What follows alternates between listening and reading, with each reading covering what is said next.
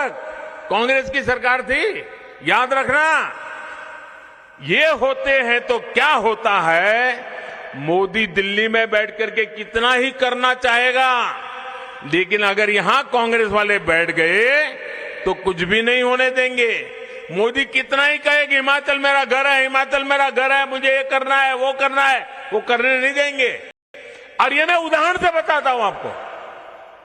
2014 से लेकर 2017 दिल्ली में आपने मुझे बिठाया और यहां पर कांग्रेस की सरकार थी।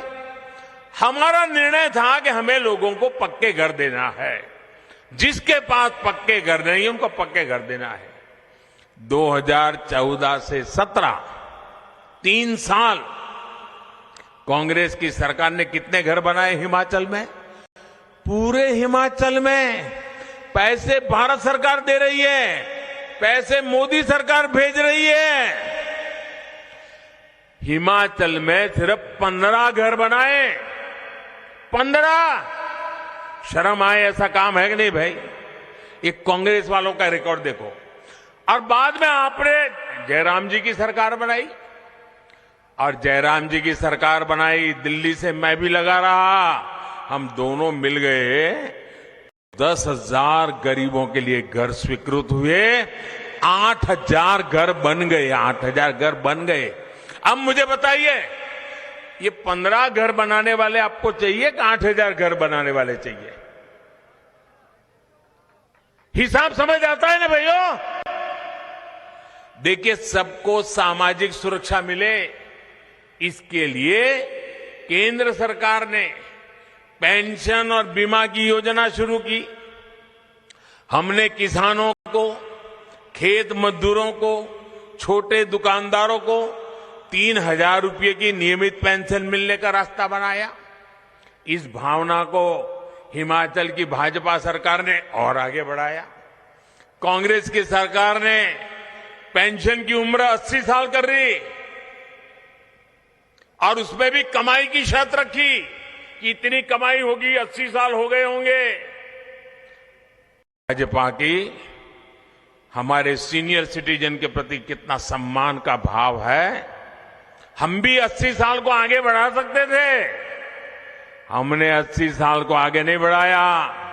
हमने कहा नहीं, 60 साल के बाद सीनियर सिटीजन की चिंता होनी चाहिए, और हमने 60 साल की उम्र कर दी और कमाई की शर्तों को भी हटा दिया।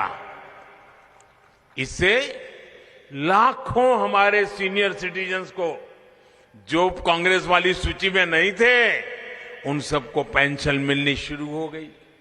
इसी प्रकार पीएम किसान सम्मान निधि के तहत हर साल हजारों रुपए छोटे किसान के बैंक खाते में जमा करते हैं। अब हिमाचल भाजपा ने कहा है कि 8 दिसंबर के बाद जब फिर नई सरकार बनेगी तो इसमें 3,000 रुपये हिमाचल सरकार भी और बढ़ा देगी। ये होता है विकास का डबल इंजन। साथियों, कांग्रेस ने अपने राज में कैसे हिमाचल को धोखा दिया है, मैं इसका एक और उदाहरण आपको देना चाहता हूं। जब केंद्र और हिमाचल में कांग्रेस की सरकार थी, वहां भी कांग्रेस, यहां भी कांग्रेस, तो उन्होंने क्या किया? कांग्रेस ने तय किया कि हिमाचल को जो विकास के प्रोजेक्ट मिलते हैं उसमें 100 में से 40 रुपये हिमाचल की जनता को देने ही होंगे। अगर 40 रुपया हिमाचल की जनता नहीं देगी तो दिल्ली 60 रुपये भी नहीं देगी। काम लटकेगा, अटकेगा, भटकेगा। अब हिमाचल जैसा छोटा राज्य हर चीज में 40 रुपया कहां से लाएगा? यहां के हमारे पहाड़ी लोग, भले भोले लोग, ईमानदारी से जीने वाले लोग, ये 40 रुपये कहां से लगाएंगे? सरकार की तिजोरी में पैसा आएगा कहां से?